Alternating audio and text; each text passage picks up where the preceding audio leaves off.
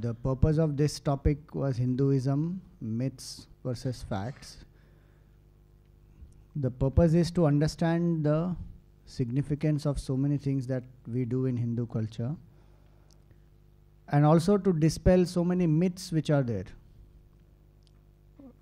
Because this is what creates the misunderstanding about the culture, and unnecessarily we feel it is becoming outdated or irrelevant. And many times we don't understand the spirit or the reasoning why something was being done.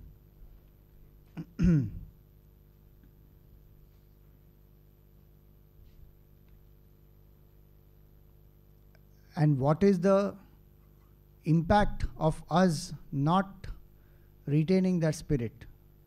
See, remember one aspect. To build a culture takes a long time. Generations are required to build a culture and to sustain a culture. But to lose a culture, the apathy of one generation is enough. Now, how many people today do Sandhya Vandan? Very few people will do.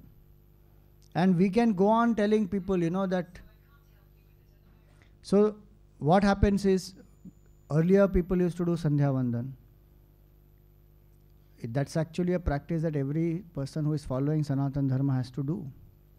So we ask, very easily we ask, a Christian goes to the mass on every Sunday, Muslims do namaz 5 times a day. What is there for the Hindus to do? It is there. Gayatri Mantra is supposed to be done every day.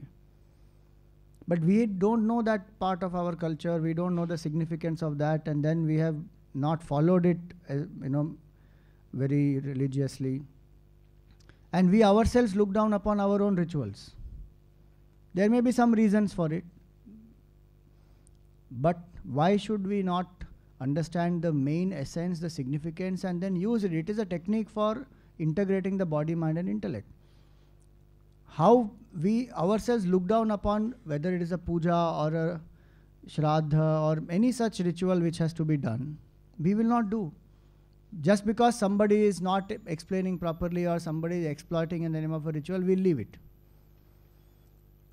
And typically what happens is one needs an excuse, that's all, not to do it. And this becomes a convenient excuse. So we need to know the significance, why we do it. And the beauty of Hindu culture has been the adaptability.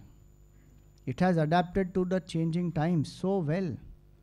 Tell me one god in any other culture who can go through the level of adaptation that Ganpati goes through. Simple. Try doing that to any other god. They'll burn down so many things, they'll have strikes, they'll have protests, this, that, everything. Because the adaptability is not there. Our Ganpati nowadays, you will find Ganpati with a cell phone, Ganpati playing guitar, Ganpati playing cricket. So many things, but we still revere him as Lord Ganesha only. That's the beauty of Hindu culture. So, more we understand the beauty of Hindu culture, more we will come to live that way of life. And one important thing we must remember as Hindus, if Hindu culture doesn't survive in India, Hindu culture is wiped out from the world. If Hindu culture is wiped out from the world, secularism is wiped out from the world. Please remember that. Freedom is there in Hindu culture. Adaptability is there in Hindu culture. That will all go. To equate Hindu culture to the others is actually not correct. The entire system of thinking and the depth is very different. So if you put them all in one line, that's some injustice actually. That's why we have to understand. We are not going around claiming this is the only culture, which is the best culture, and everybody come here. Nobody is saying that. Those who are Hindus must understand what is the beauty of their culture and keep following it, that's all. How many of our people are breaking away from our own culture? Okay, tell me how many Hindus are there in this country today? What is the percentage of Hindus in this country today?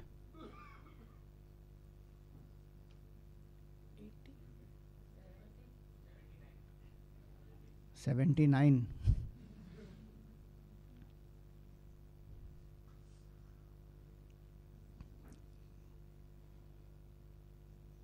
See, to present one rosy picture, a lot of things can be said. But the demographics clearly shows by 2040, Hindus will be a minority in this country. 2040, how many years? 23 years. In our lifetime, this will happen. And if Hindus become minority in this country, what will happen? Freedom will go. It's a threat which we are not even awake to. For the level of population that is growing and the conversions that are happening, we don't even know that there is a threat to our demography. Our next generation will not have the freedom to follow this culture.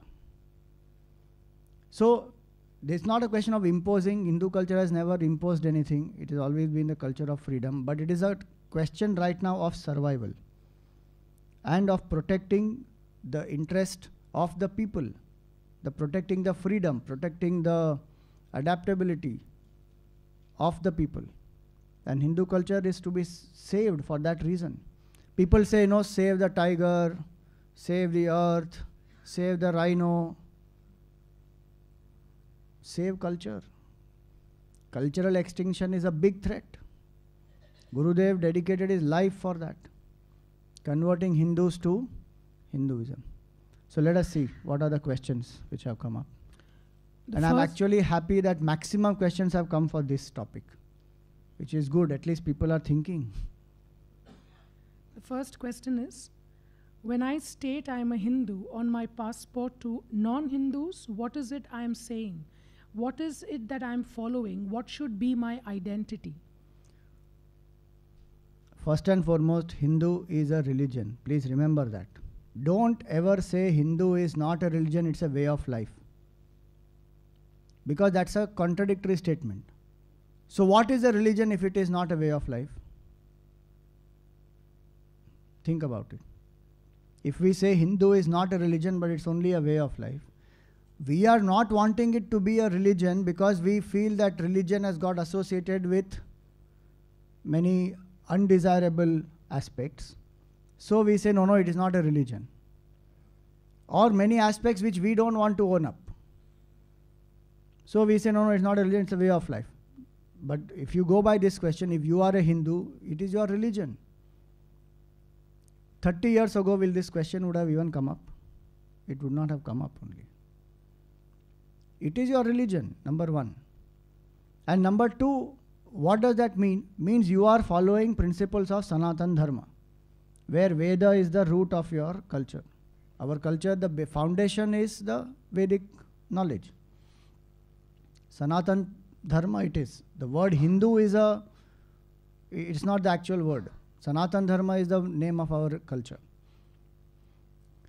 Hindu came about because of people around the Sindhu river, and then those people who came, they were not able to pronounce sa, so they say ha, so we became Hindu. But otherwise it is people who are living across this, around these banks of Sindhu river and in this whole land, which we used to call as, Hindustan. And it was huge. What was Akhanda Bharat at that time, right from that Afghanistan and Balochistan and all that, down there till Southeast Asia, that whole thing was India. That has shrunk, and today where we are. So the idea is that person who is following the religion Hindu and the principles, so law of karma, avatar, many of these aspects, these are all principles of Hindu culture. And foundation of it is the Vedic culture, the Vedic knowledge. That person who is following, that person is a Hindu. So the question here is, to non-Hindus, what is it I am saying? You are saying that you are a Hindu as a religion. If they are having any other religion, like that you are having a religion called Hindu. Maybe the difference in each religion, different principles they believe, that's a different matter. But it is a religion. And what is a religion? It is a combination of philosophy plus application. Gurudev used to call it as a subjective science. Any science will have what? Two aspects, pure science and applied science. Philosophy is the pure science. The way in which we are living and applying that philosophy is the applied science. So whether it is rituals, whether it is samskaras, whether it is the 4 ashram vyavastha, or whether it is the 4 purusharthas, so many aspects which we follow, all that is a part of the Hindu culture. So it's a very well structured science where there is a significance for each and everything that we do. So you are following that. What should be my identity? Your identity should be, I am a proud and a practicing Hindu, full stop. There is nothing to feel shy about. Are you a proud Hindu? Are you proud Hindu? Yes. Will you say that to people? Yes. Say that. And don't feel, if I say I am a proud Hindu, I am being fundamentalist. There is nothing fundamentalist about Hindu religion. Its most secular religion is Hindu religion. And you are not violating anybody. If you say you are a Hindu, doesn't mean you are against Muslim.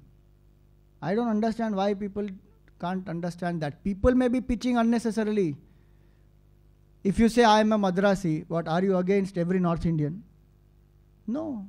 You just say I am a South Indian, full stop. Means you are from that part of the country, over. So you are from that part of the world where Hindu religion is practiced, so you have an identity called I am a Hindu. What is wrong in that? Somebody else living in this country following some other religion has the freedom to say, no, I am a Muslim, I am a Christian. Is a Hindu saying, no, you are not a Muslim, you are not a Christian? We are not saying that. So identity must be, I am a proud Hindu. When will I be a proud Hindu? When I know the depth and beauty of my culture. And I am a practicing Hindu. These 2 words are very important. Otherwise, I am just a Hindu. Neither proud of my culture nor practicing my culture. Weak, meek. A Hindu can never be weak actually. But we have become like that. Unnecessary, wrong interpretation of the word ahimsa. That is why. Tolerate, tolerate, tolerate. The word tolerate has been misinterpreted so badly. Accommodate is different from tolerate. Tolerate means what? Somebody who is a pain, you tolerate that person, no? Okay, I tolerate this boss, I can't deal with it, but I have to deal with it now. Can't do anything about it. Tolerate. That's the attitude of tolerate. Accommodate means, let's come, adjust, stay together, live happily. That's accommodate. We have accommodated everybody who came here. We have not tolerated people.